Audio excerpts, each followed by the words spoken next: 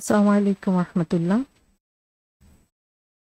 আমাদের দোয়ার এবারের পর্যায়ে রয়েছে সূরা আল ইমরানের ১৯২ নম্বর আয়াত। এর আগে আমরা ১৯৯ নম্বর আয়াতে যে দোয়া সেটা সম্পর্কে আলোচনা করেছি। ইনশাআল্লাহ আজকে ১৯২ নম্বর আয়াত নিয়ে আলোচনা করব। এবং এখানে আমরা দেখি আল্লাহ সুবহানাহু ওয়া তাআলা বলেছেন, আউযু বিল্লাহি মিনাশ শাইতানির রাজিম, রব্বানা ইন্নাকা মান তুদখিলিন নারা ফাকাদ আখযাইতা ওয়া মা লিয-যালিমিনা মিন আনসার। হে আমাদের পালনকর্তা, নিশ্চয়ই তুমি যাকে দোজখে নিক্ষেপ করলে তাকে সব সময়ে অপমানিত করলে, আর জালেমদের জন্য তো সাহায্যকারী নেই।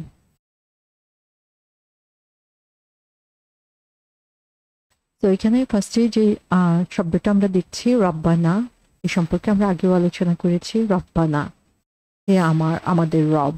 তো রব শব্দটা হচ্ছে আমাদের সাথে, আমাদের অস্তিত্বের সাথে, আমাদের জীবনের সাথে অত্যন্ত সূক্ষ্মভাবে জড়িত রয়েছে। তার কারণ হচ্ছে রব হচ্ছেন তিনি যিনি আমার জীবনের প্রতিটা প্রয়োজন পূরণ করেন।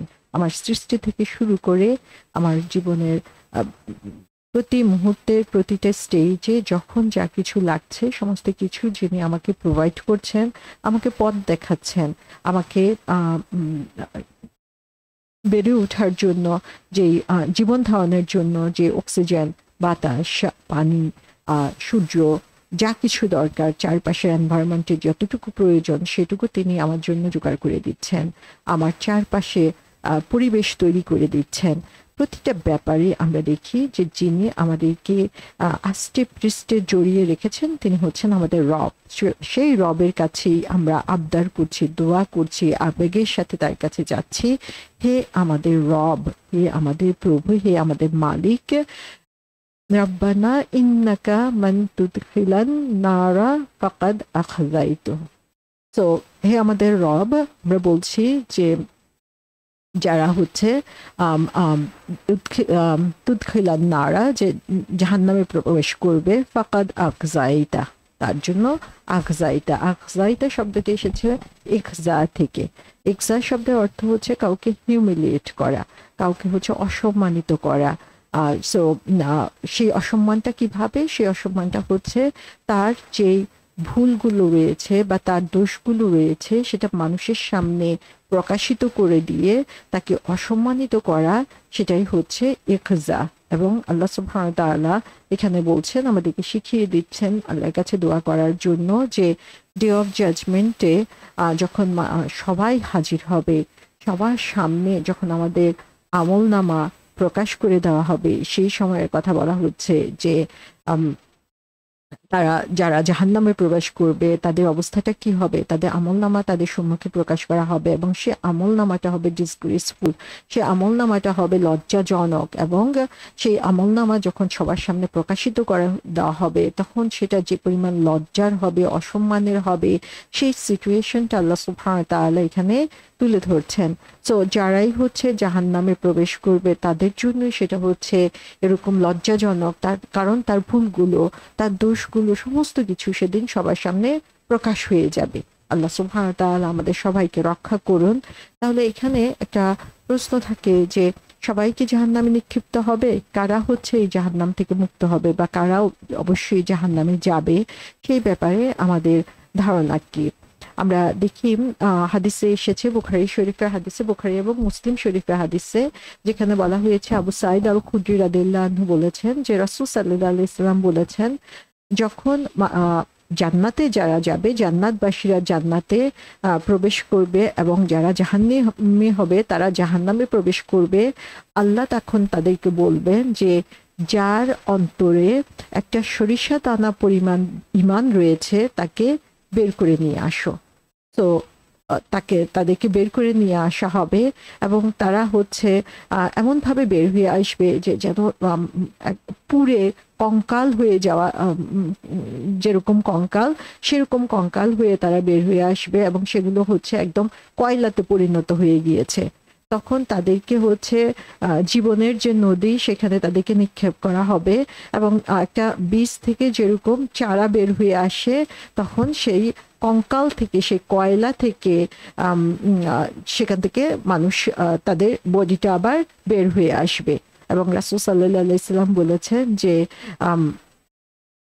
Do you not see how they emerge yellow and curve, যে তারা তাদের ভিতর থেকে যে হলুদ এবং যে শরীরটা বের হয়ে আসছে সেটার কথা রাসূল সাল্লাল্লাহু আলাইহি ওয়াসাল্লাম বুঝাচ্ছেন। সো এখানে আমরা দেখি যে যারা হচ্ছে জাহান্নামে নিক্ষেপ করার পরও আল্লাহ সুবহানাহু ওয়া তাআলা যাদের অন্তরে ইমানের ছিটেফোঁটাও ছিল তাদেরকে হচ্ছে বের করে নিয়ে আসবেন।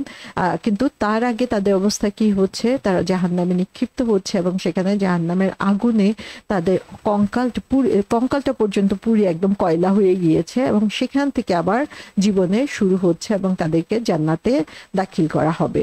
মুসলিম শরীফের হাদিসে আছে যেখানে বলা হয়েছে, একজন লোক রাসূল সাল্লাল্লাহু আলাইহি ওয়াসাল্লামের কাছে আসলো এবং বলল, হে আল্লাহর রাসূল সাল্লাল্লাহু আলাইহি ওয়াসাল্লাম, সেই দুইটা কাজের কথা আমাকে বলেন যেটা হচ্ছে মানুষের জান্নাত এবং জাহান্নামে যাওয়াটা হচ্ছে, জান্নাতে যাওয়াটা তার জন্য অবধারিত করে দেবে এবং জাহান্নাম থেকে সে রক্ষা পাবে। রাসূল সাল্লাল্লাহু আলাইহি ওয়াসাল্লাম বললেন যে কেউ হচ্ছে আল্লাহর সাথে কাউকে শরীক না করবে সেই জান্নাতে প্রবেশ করবে, এবং যে হচ্ছে আল্লাহর সাথে শরীক করা অবস্থায় মৃত্যুবরণ করবে সে জাহান্নামে প্রবেশ করবে। তাহলে আমরা এখানে ইমানের একটা বিরাট একটা স্তরের এখানে অবস্থান দেখতে পাচ্ছি যে আল্লাহর সাথে শরীক করা অবস্থায় যদি কেউ মারা যায়, সেখান থেকে তওবা না করে, তাহলে তার অবস্থানটা হচ্ছে জাহান্নামে। ইবনুল কাইয়ুম রাহমাতুল্লাহ আলাইহি বলেন যে জাহান্নামের সৃষ্টি হয়েছিল যারা হচ্ছে বিলিভার, বিশ্বাসী, তাদেরকে ভয় দেখানোর জন্য, এবং যারা হচ্ছে অপরাধী, যারা হচ্ছে দোষী, তাদেরকে পিউরিফাই করার জন্য। তো এটা হচ্ছে মানুষের ভিতর থেকে, মানুষের অন্তরকে দুনিয়াতে থাকা অবস্থায় তার অন্তরের মধ্যে যে ময়লা জমেছিল সে ময়লা থেকে পরিশুদ্ধ করার জন্য, এবং সেখানে সে হচ্ছে যদি সে তওবা করে এবং তওবা দিয়ে সেটাকে পরিশুদ্ধ করে নেয় এবং ভালো কাজ করে, ভালো কাজের মাধ্যমে তার গুনাহগুলোকে সে দূর করে দেয়, এবং তার উপরে যে দুর্যোগ অথবা কষ্ট এসেছিল তার মাধ্যমে গুনাহ মাফ হয়ে যায়, তাহলে তাকে আর জাহান্নামে যেয়ে তাকে পিউরিফাই করতে হবে না। তাহলে আল্লাহ সুবহানাহু ওয়া তাআলা এই যে মানুষকে জাহান্নামে নিক্ষেপ করবেন, তার কারণ হচ্ছে যে তার অন্তরটা তখনো পিউরিফাই হয় নাই, সে অন্তরটাকে পিউরিফিকেশনের জন্য আল্লাহ সুবহানাহু ওয়া তাআলা জাহান্নামে নিক্ষেপ করবেন। তো এখানে আমরা দেখি যে পিউরিফাইড হার্ট বা অন্তরের যে পরিশুদ্ধতা সেটা আসলে খুবই গুরুত্বপূর্ণ, এবং যখন আমরা আমাদের অন্তরকে, কল্পকে পরিশুদ্ধ করে নিতে পারবো, তখনই আসলে আমরা সফলতার দিকে যেতে পারবো। সো আল্লাহ সুবহানাহু ওয়া তাআলা এই জান্নাত এবং জাহান্নামকে সৃষ্টি করে দিয়েছেন, জান্নাতকে সৃষ্টি করে দিয়েছেন মানুষকে পুরস্কারের জন্য, এবং জাহান্নামকেও তখনও আল্লাহ সুবহানাহু ওয়া তাআলা চান যে মানুষ পিউরিফাইড হোক, মানুষ সেখান থেকে মুক্তি পাক, এবং তার মধ্য থেকে সমস্ত ময়লা এবং যেই গুনাহগুলো রয়েছে সেগুলোকে তিনি দূর করে দিতে চান। ইবনুল কাইয়ুম রাহমাতুল্লাহ আলাইহি বলেছেন যে আল্লাহ সুবহানাহু ওয়া তাআলার প্রত্যেকটা মানুষের জন্য যে অসুখ রয়েছে সেটার জন্য একটা রিমেডি বা চিকিৎসা তিনি ঠিক করে রেখেছেন, এবং যারা হচ্ছে মিসগাইডেড তাদের জন্য যে ট্রিটমেন্টটা সেটা হচ্ছে অনেক কঠিন ট্রিটমেন্ট হবে, কারণ তারা হচ্ছে আল্লাহ সুবহানাহু ওয়া তাআলা সঠিক পথ থেকে অনেক দূরে সরে গিয়েছিল, পথভ্রষ্ট হয়ে গিয়েছিল। তো এর একটা উদাহরণ হিসেবে তিনি বলেছেন যে একজন ডাক্তার যে হচ্ছে অসুস্থ তাকে কটারাইজ করতে পারে। কটারাইজ মানে হচ্ছে আগে হচ্ছে আগুন দিয়ে চিকিৎসা করতো, আগুনে পুড়িয়ে জিনিসের চিকিৎসা করা হতো, অথবা হচ্ছে তাকে সেলাই করে আগুনের উপরে ঝলসিয়ে তাকে হচ্ছে তার চিকিৎসা করা হতো। সো এর মাধ্যমে তার মধ্য থেকে যেই দূষিত জিনিসগুলো রয়েছে সেগুলোকে বের করে নেওয়া হতো। সো একজন ডাক্তার হচ্ছে যদি মনে করে যে তার জন্য তার পা কেটে ফেলাটাই হচ্ছে তার জন্য জরুরি, তার বাকি অঙ্গগুলোকে সংরক্ষণ করার জন্য, টিকিয়ে রাখার জন্য, তাহলে যত কষ্টই তার হোক না কেন সে সেই অ্যাম্পুটেশনটাই করবে। তো আল্লাহ সুবহানাহু ওয়া তাআলাও হচ্ছে আমাদেরকে পরিশুদ্ধ করার জন্য এ ধরনের ব্যবস্থা করে রেখেছেন, যে আমার ভিতরে যে টক্সিক এলিমেন্টগুলো রয়েছে, খারাপ দিকগুলো রয়েছে, এবং অন্তরের অসুখ সম্পর্কে আমরা আগেও আলোচনা করেছি, যে সেখানে যে অ্যারোগ্যান্স অথবা হচ্ছে জেলাসি, হ্যাট্রেড, এই সমস্ত জিনিসগুলো হচ্ছে আমাদের অন্তরকে ধ্বংস করে দেয়, সেগুলো থেকে, এবং তার সাথে সাথে হচ্ছে শিরক, সেগুলো থেকে রক্ষা করার জন্য আল্লাহ সুবহানাহু ওয়া তাআলা মানুষকেও হচ্ছে সে আগুনের মধ্যে ঝলসে নেন, এবং সে আগুনের মধ্যে ঝলসানোর মাধ্যমে তাকে পরিশুদ্ধ করে নেন, তার কল্পটাকে হচ্ছে আল্লাহ সুবহানাহু ওয়া তাআলা পরিশুদ্ধ করে নেন, এবং জাহান্নামে মানুষকে এই কারণেই নিক্ষেপ করা হবে, এবং তারপরে যখন তার পরিশুদ্ধ করা হয়ে যাবে, তখন তার সেই ঈমানের উপস্থিতির কারণে আল্লাহ সুবহানাহু ওয়া তাআলা তাকে সেখান থেকে বের করে নিয়ে আসবেন। তো আল্লাহ সুবহানাহু ওয়া তাআলা আমাদেরকে সেই জাহান্নাম থেকে রক্ষা করুন, এটা আমরা সবাই চাই। সেই জাহান্নামের পড়ার বা জাহান্নামে যাওয়ার সময় যে অপমানজনক পরিস্থিতি অবস্থার সৃষ্টি হবে, সেটা থেকে আমরা রক্ষা পেতে চাই, এবং সে কারণে রাসূল সাল্লাল্লাহু আলাইহি ওয়াসাল্লাম আমাদেরকে শিখিয়ে দিয়েছেন যে তিনি প্রতি নামাজেই তাশাহুদ পড়ার পরে, তাশাহুদ এবং দরুদ পড়ার পরে শেষ বৈঠকে পড়তেন আল্লাহুম্মা ইন্না আসআলুকাল জান্নাতা ওয়া আউযু বিকা মিনান নার, যে আমি তোমার কাছে, হে আল্লাহ, আমি তোমার কাছে জান্নাত চাই এবং তোমার কাছ থেকে আগুন থেকে রক্ষা পেতে চাই।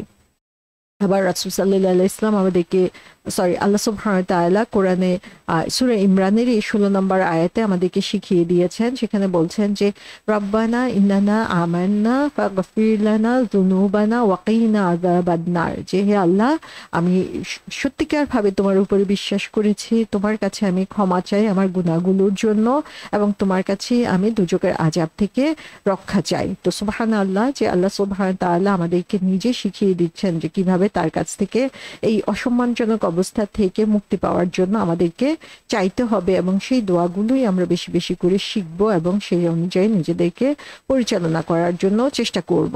এবং এই আয়াতেরই শেষের অংশে আল্লাহ সুবহানাহু ওয়া তাআলা বলছেন ওয়ামা লিয-যালিমিনা মিন আনসার, যে হচ্ছে জালিম তার জন্য কোনো ধরনের সহযোগী নাই। আনসার মানে হচ্ছে যে হচ্ছে সাহায্য করে, এবং জালিম শব্দটার অর্থ যে হচ্ছে ভুল কাজ করে, যে হচ্ছে অপ্রেস করে বা অন্যের অধিকার হরণ করে, তাকে হচ্ছে জালিম বলা হচ্ছে। এবং আল্লাহ সুবহানাহু ওয়া তাআলা এখানে বলছেন যে যারা হচ্ছে এরকম জালিম, তাদের জন্য কোনো সহযোগী সেদিন খুঁজে পাওয়া যাবে না। তো সেদিন তাকে কেউ রক্ষা করতে পারবে না, তার মুক্তির কোনো উপায় নাই, সেখান থেকে সে বের হয়ে যেতে পারবে না, সে একটা অসম্মানজনক অবস্থার মধ্যে পড়ে থাকবে, এবং সেদিন সে কোনো ধরনের সাহায্যকারী সে খুঁজে পাবে না। তো এই যে জালিম শব্দটা দিয়ে আমরা দেখতে পাচ্ছি যে তাহলে জালিম হওয়া থেকে আমাদেরকে দূরে সরে থাকতে হবে, এবং এই জালিম হওয়া থেকে দূরে সরে থাকার জন্য আমাদেরকে জালিম জিনিসটা কি বুঝতে হবে। তো যারা হচ্ছে ভুল কাজ করে, তার মানে হচ্ছে আল্লাহ সুবহানাহু ওয়া তাআলা যে কাজগুলো করতে বলেছেন সেই কাজগুলো না করে নিষিদ্ধ কাজের দিকে আকৃষ্ট হয়ে যায়, তারা হচ্ছে জালিম। তার কারণ হচ্ছে আল্লাহ সুবহানাহু ওয়া তাআলা আমাদেরকে একটা ফিতরার উপরে সৃষ্টি করেছেন। ফিতরাটা হচ্ছে আমরা সবসময় আসলে ইনক্লাইন টু আল্লাহ সুবহানাহু ওয়া তাআলা, যে আল্লাহর দিকে আমরা ঝুঁকে থাকার কথা। কিন্তু যখন আমি আমার নফসের সাথে, ফিতরাতের সাথে হচ্ছে জুলুম করছি, তখনই হচ্ছে আমি আল্লাহ সুবহানাহু ওয়া তাআলা থেকে দূরে সরে যাচ্ছি। সো এটা হচ্ছে এক ধরনের জালিম বা রং ডুইং হচ্ছে আমাদের। অপারেসর মানে হচ্ছে যে আনজাস্টলি অন্যায় করে অন্যদের সাথে, তাকে হচ্ছে জালিম বলা হয়। অর্থাৎ সে একদিকে আমি নিজের সাথে জুলুম করছি, আমার নিজের ফিতরাতের এগেনস্টে কাজ করে আল্লাহ সুবহানাহু ওয়া তাআলা নিষিদ্ধ কাজগুলো করছি, আবার অন্যদিকে আমি অন্যের উপরে জুলুম করছি, কারণ অন্যের যে অধিকার রয়েছে সে অধিকার আমি এখানে হরণ করছি। সো এই জুলুমটা আমার নিজের প্রতি হতে পারে, এই জুলুমটা হচ্ছে অন্যের প্রতি হতে পারে, এই জুলুমটা আল্লাহ সুবহানাহু ওয়া তাআলার প্রতি হতে পারে। সো একজন জালিম হচ্ছে সে যে হচ্ছে সমস্ত লিমিট বা তার জন্য যে সীমা নির্ধারণ করে দেওয়া হয়েছে সেই সীমাকে লঙ্ঘন করে আল্লাহর সাথে শরীক করে, আল্লাহকে অবিশ্বাস করে, সে অন্যের বিশ্বাসকে বাধাগ্রস্ত করে এবং অন্যের ক্ষতি করা বা দুর্নীতি করা থেকে নিজেকে বিরত রাখতে পারে না, এবং সেটাই হচ্ছে তারাই হচ্ছে জালেম। এবং জালেমের পরিণতি কি? জালেমের পরিণতি হচ্ছে জাহান্নাম, সেটা আল্লাহ সুবহানাহু ওয়া তাআলা আমাদেরকে বলে দিয়েছেন। তো এই জুলুম, এই অন্যায় করাটা হতে পারে হচ্ছে অন্যের ক্ষতি, সেটা ফিজিক্যালি হতে পারে, ইমোশনালি হতে পারে, অন্যের সম্পদ ধ্বংস করার মাধ্যমে হতে পারে, অন্যের যে সম্মান সেটা ধ্বংস করার মাধ্যমে, নষ্ট করার মাধ্যমে হতে পারে। আমি না জেনে কারো সম্পর্কে একটা কথা বলে দিলাম, স্ল্যান্ডারিং করলাম, গীবত করলাম, একজনের নামে আরেকজনের কাছে কথা বানিয়ে বললাম তার সম্মান নষ্ট করার জন্য। কারো ব্যাপারে হচ্ছে ফলস উইটনেস হলাম, যে মিথ্যা সাক্ষী দিলাম, মিথ্যা কাজে কারো সহযোগী হলাম, অন্যের বিশ্বাস ভঙ্গ করলাম। এই সমস্ত কিছুই হচ্ছে জুলুমের অন্তর্ভুক্ত, এই সমস্ত কিছুই হচ্ছে জালিম করে দেয়। এবং একটা মানুষ যখন সে জুলুম করে, সে আসলে একটা সুন্দর এবং কম্প্যাশনেট যে কমিউনিটি, সে কমিউনিটির ফাউন্ডেশনটা নষ্ট করে দেয়। মানুষের মাঝে তখন সন্দেহ সৃষ্টি হয়, নিজেদের মাঝে ভুল বোঝাবুঝি সৃষ্টি হয়, এবং এর মাধ্যমে পুরো সমাজটা সেখানে নষ্ট হয়ে যায়। তো সে হচ্ছে একটা জালিম। সো এখানে আমরা অন্যের প্রতি যে জুলুম সেটা দেখলাম, এবং তার সাথে সাথে নিজের যে স্পিরিচুয়াল এবং ফিজিক্যাল ওয়েলবিং আছে সেটা যে মেনটেন করে না, সে হচ্ছে জালিম। কোনো জিনিস এমন অ্যাক্সেসিবলি করা যেটা আমার নিজের জন্য ক্ষতিকর হবে, সেটা হচ্ছে জালিম। কারণ আমি দেখা যায় যে আমার শরীরের যে হক আছে, সে হক যদি আমি আদায় না করি, অথবা আমার শরীরকে ভালো রাখার জন্য যে কাজগুলো করা দরকার, ভালো খাবার খাওয়া, ভালো ডায়েট নেওয়া, এক্সারসাইজ করা, সেগুলো থেকে আমি সেলফ কেয়ার থেকে আমি নিজেকে দূরে সরিয়ে রাখি, তাহলেও আমি জুলুম হয়ে গেলাম। আমার অন্তরকে আমি যখন কলুষিত করলাম, বাজে চিন্তা দিয়ে, বাজে জিনিস দিয়ে ভরপুর করে দিলাম, বাজে জিনিস দেখলাম, বাজে খারাপ জিনিস শুনলাম, সেগুলো যখন করলাম, সেটা আমার স্পিরিচুয়াল ডেভেলপমেন্টে বাধাগ্রস্ত করলো, সেখানেও আমি জালিম হয়ে গেলাম। এবং এই বিভিন্নভাবে আমি এই জালিম বা অত্যাচারীর কাতারে নিজেদেরকে সামিল করে নিলাম, যদিও অনেক সময় আমরা এই জিনিসগুলো খেয়াল করি না। তো এই জুলুমটা হচ্ছে শুধুমাত্র কাউকে ক্ষতি করা, শাস্তি দেওয়া না, বরং যে কোনো ধরনের রং ডুইং, যে কোনো ধরনের খারাপ কাজই এটা অন্তর্ভুক্ত হতে পারে, যেটা হচ্ছে যে কারো অধিকার নষ্ট করে, সেটা আল্লাহর হক হোক, অথবা বান্দার হক হোক, অথবা নিজের হক হোক, যেটাই সে নষ্ট করে সেই হচ্ছে জালিম। তো এখানে আমরা দেখতে পাই যে আল্লাহ সুবহানাহু ওয়া তাআলা কোরআনে জালিমদের সম্পর্কে বেশ স্ট্রং ভূমিকা নিয়েছেন, এবং তিনি জানিয়ে দিয়েছেন যে যারা হচ্ছে জালিম তাদের জন্য কোনো সহযোগী, কোনো ধরনের বন্ধু সেদিন থাকবে না। তো এই ব্যাপারে আমাদেরকে সতর্ক হতে হবে যে আমরা কোনোভাবে কোনো দিকে আমরা জুলুম করে ফেলছি কিনা। সূরা কফের 29 নম্বর আয়াতেই আল্লাহ সুবহানাহু ওয়া তাআলা এই সূরাতেই তিনি সূরা কফের 29 নম্বর আয়াতেই তিনি বলে দিয়েছেন যে মা ইউবাদদালুল কাউলুল লাদাইয়া ওয়া মা আনা বিযাল্লামিল লিল আবিদ, যে আমার কাছে কথা রদবদল হয় না এবং আমি বান্দাদের প্রতি জুলুমকারী নই। অর্থাৎ আল্লাহ সুবহানাহু ওয়া তাআলা তার বান্দাদের ব্যাপারে এত সচেতন যে বান্দাদের কোনো অধিকার যাতে কোনোভাবেই খর্ব না হয় এবং তাদের উপরে কোনো অবিচার না হয়, সে ব্যাপারে আল্লাহ সুবহানাহু ওয়া তাআলা সবসময় আমাদের সচেতন, এবং তিনি সেটা মেনটেন করে চলেন। সো অ্যাজ এ সার্ভেন্ট, আল্লাহর বান্দা হিসেবে আমাদেরকেও এটা মেনে চলা উচিত। সূরা ইউনূসে বলা হয়েছে আল্লাহ জুলুম করেন না মানুষের উপর, বরং মানুষ নিজেই নিজের উপরে জুলুম করে। তো আল্লাহ সুবহানাহু ওয়া তাআলা কখনোই যেটা যার যতটুকু প্রাপ্য সেটা দিতে কখনোই তিনি কার্পণ্য করেন না, কিন্তু মানুষ নিজেই সে কার্পণ্য করে থাকে। সূরা কাফিরে বলা হয়েছে আজ প্রত্যেকেই তার কৃতকর্মের প্রতিদান পাবে, আজ জুলুম নেই, নিশ্চয়ই আল্লাহ দ্রুত হিসাব গ্রহণকারী। তো সেই বিচারের দিনে কোনো ধরনের জুলুম আল্লাহ সুবহানাহু ওয়া তাআলা করবেন না, এবং সেদিন হচ্ছে যে হিসাব নেওয়া হবে, সেখানে আমরা দেখি যে জালিমদের কোনো সহযোগী থাকবে না। সূরা নাহলে বলা হয়েছে আল্লাহর কসম, আমি আপনার পূর্বে বিভিন্ন সম্প্রদায়ের রাসূল প্রেরণ করেছি, অতঃপর শয়তান তাদেরকে কর্মসমূহ শোভনীয় করে দেখিয়েছে, আজ সেই তাদের অভিভাবক এবং তাদের জন্য রয়েছে যন্ত্রণাদায়ক শাস্তি। আমরা দেখি এই যে জুলুম যখন আমরা করি, বা আমরা যখন আমাদের সীমা লঙ্ঘন করি, সেই সীমা লঙ্ঘনের মেইন কারণ হচ্ছে আমরা বলবো শয়তানের ওয়াসওয়াসা। শয়তান আমাদেরকে সেই পথে এগিয়ে নিয়ে গিয়েছে। কিন্তু সেদিন আমরা দেখব শয়তানও কি বলবে, যে শয়তানও সেদিন বলবে যে আমি তো তোমাদেরকে এটা করার, তোমাদেরকে করানোর এই ক্ষমতা আমার কখনোই দেওয়া হয় নাই, আমি শুধু তোমাদেরকে দেখিয়ে দিয়েছি। এবং আজকে শয়তানকে অভিভাবক হিসেবে বলা হবে, কিন্তু শয়তান সমস্ত ধরনের দায়িত্ব সেদিন অস্বীকার করবে, এবং তখন তাদের জন্য থাকবে অনেক বড় শাস্তি। এবং এজন্যই আমরা প্রতিনিয়ত আল্লাহর কাছে সাহায্য চাইবো। আমরা জানি যে সে আখিরাতে সে কঠিন দিনে আমাদের কোনো সাহায্যকারী থাকবে না, সেজন্য আল্লাহ সুবহানাহু ওয়া তাআলার কাছে প্রতিনিয়ত আমাদেরকে সাহায্য চাইতে হবে।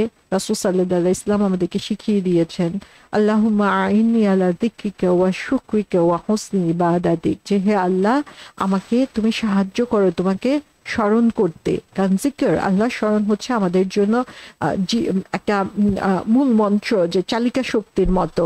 ওয়া শুকরিকা, তোমার কৃতজ্ঞতা আদায়ের জন্য। আমরা জানি যে অকৃতজ্ঞ বান্দা আল্লাহ সুবহানাহু ওয়া তাআলা কখনোই পছন্দ করেন না। ওয়া হুসনি ইবাদাতিক, যে আল্লাহ সুবহানাহু ওয়া তাআলা ইবাদত বেস্ট ওয়েতে করার জন্য।